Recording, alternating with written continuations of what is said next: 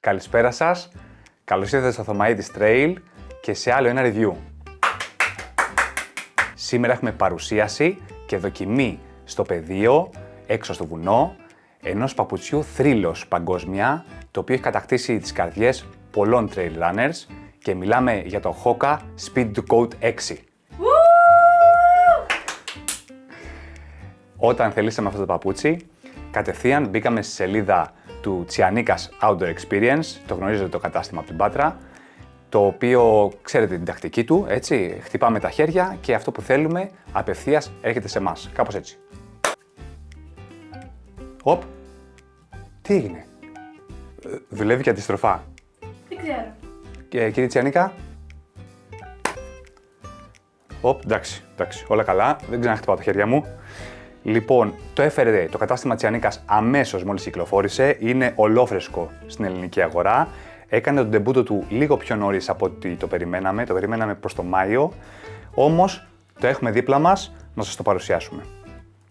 Έχουμε και λέμε, κυκλοφορεί σε 4 χρώματα, το πορτοκαλί, το οποίο το έχω εδώ για σας, χακί, με ένα πάρα πολύ ωραίο χακί, κυκλοφορεί σε ένα γκρι άσπρο και σε ένα λευκό, το οποίο θα έρθει προς τα τέλος του χρόνου, προς το φθινόπωρο, το οποίο θα είναι Gore-Tex, θα είναι όλο αδιάβροχο.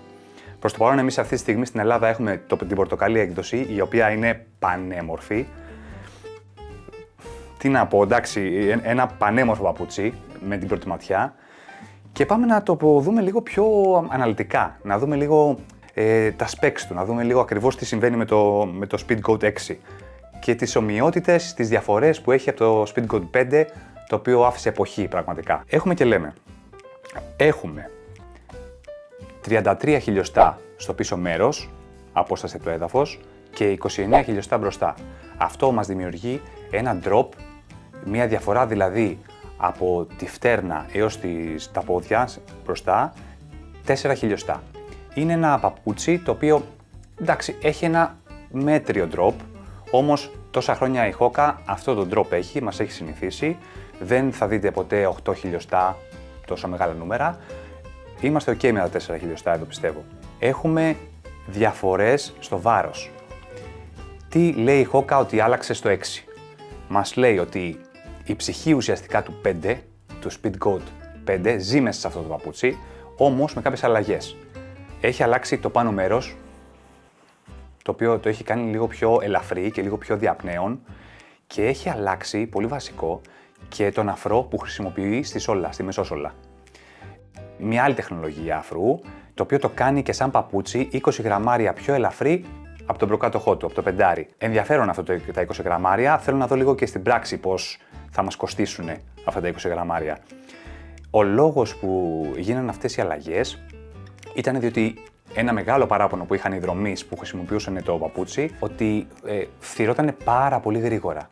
Οπότε εδώ η Hoka με την καινούργια μεσόσολα πλέον, με τον καινούργιο αφρό, μας υπόσχεται πιο πολύ αντοχή στο χρόνο. Αυτό θα το δούμε βέβαια και στις δοκιμές, όμως καταλάβανε περίπου ότι ακούγαμε σε 400-500 χιλιόμετρα τα παπούτσια χάνανε την πρόσφυσή τους, αλλοιωνόντουσαν κτλ. Πήραν το feedback πίσω, το διορθώσανε, πάρα πολύ καλό για τη Hoka αυτό. Λοιπόν, έχουμε στον πάτο τη γνωστή σόλα Vibram, μία σόλα που γατζώνει απίστευτα, λέγεται Mega Grip, είναι η ίδια ακριβώς που χρησιμοποιεί και στο Speed Coat 5, δεν άλλαξε εδώ τη συνταγή η Hoka και καλά έκανε νομίζω.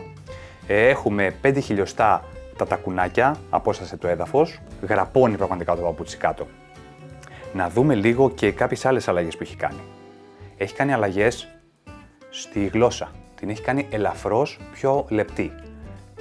Πάρα πολύ καλό και αυτό, καθώς και μέσα στο παπούτσι το κομμάτι της σόλας ενώνεται με το παπούτσι με ένα πολύ ψηλό ελαστικό φιλμ, το οποίο είναι πολύ ωραίο γιατί δεν μας αφήνει τη γλώσσα, να πηγαίνει αριστερά και δεξιά, να μας φεύγει όταν τρέχουμε.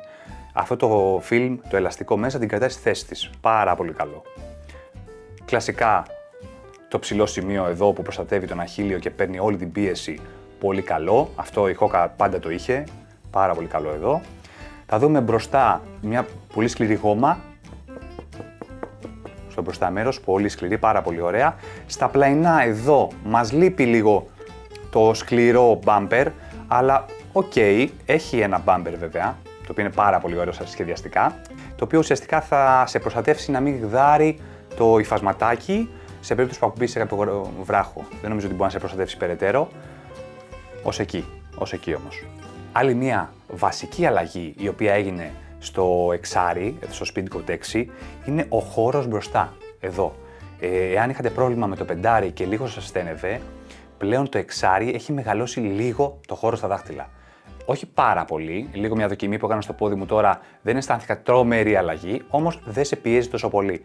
Καλό είναι και αυτό, θα το δούμε πώς θα δουλέψει στο χώμα και στο βουνό. Πάντως έκανε την κίνηση και έδωσε λίγο παραπάνω χώρο στα δάχτυλα. Πάρα πολύ ωραίο. Η τιμή του τώρα. Να δούμε σε τι τιμή λανσάρεται στην ελληνική αγορά σαν πρωτοεμφανιζόμενο. Είναι περίπου στα 165 ευρώ. Θα σας έχω και link στην περιγραφή από το κατάστημα Τσιανίκας περίπου τις τιμές και τη διαθεσιμότητα του προϊόντος. Είναι ολόφρυσκο προϊόν, το λέμε. Για τιμή εκκίνησης πιστεύω είναι καλά τα 165 ευρώ. Είναι τίμια. Έτσι ξεκινάει η Hoka πάντα. Και το 5 το έχει ξεκινήσει έτσι και το 4. Έχουμε λοιπόν εδώ ένα παπούτσι το οποίο πραγματικά έχω πολύ ενδιαφέρον να το βάλω στο βουνό. Μεγάλη ιστορία της Hoka. Ξεκίνησε από το Hoka το πρώτο, το δεύτερο, το τρίτο που είχε προβλήματα με τα overlays, με τα αυτοκόλλητά της, ξεκολούσαν πάρα πολλά παράπονα. Έρχεται το 3, το 4, διορθώνει την κατάσταση. Έρχεται το 5, το οποίο τελειοποιεί και νομίζω ότι ήταν ένα τέλειο παπούτσι, το ευχαριστηθήκατε πάρα πολύ όσοι το έχετε πάρει. Και τώρα έχουμε το 6, παιδιά. Εγώ λέω να μείνουμε εδώ όσον αφορά την περιγραφή και να πάμε στο πεδίο, να πάμε στο βουνό, να το δοκιμάσουμε και θα επανέλθω με τα υπέρ και τα κατά που είδα στην δοκιμή. Φύγαμε, πάμε για δοκιμή. Ήρθαμε στο Πεντελικόν, στο βουνό της Πεντέλης. Εδώ είναι το προπονητικό μου κέντρο. Είμαστε στο ποτάμι του Βαλανάρη και θα ξεκινήσουμε να κάνουμε κάποια άσκηση ανηφορική. Βάλαμε και τα σπιτικοτάκια έτοιμα. Πάμε για δοκιμή, παιδιά.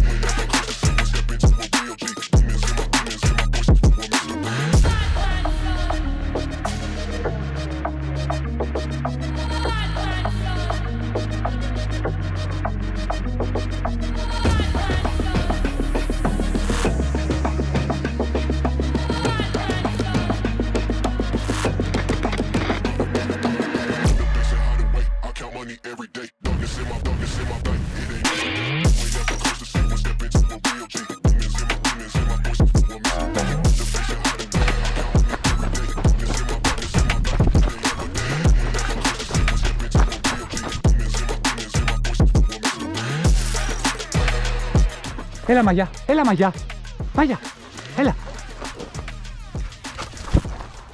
Επιστροφή πίσω στο στούντιο, μετά από 60 χιλιόμετρα, 70 περίπου δοκιμής, σε διάφορα τερέν, ήρθε η ώρα να κουμπίσουμε το Hoka πάνω στο ξύλο της αλήθειας. Η εμπειρία μου με το Hoka, αυτά τα 60-70 χιλιόμετρα, δεν ήταν καλή.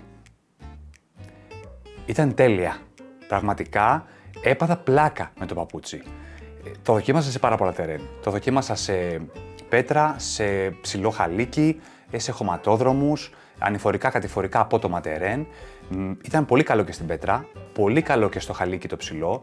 Ήταν όμως τέλειο σε χωματόδρομο. Εκεί πραγματικά νόμιζα ότι πετάω.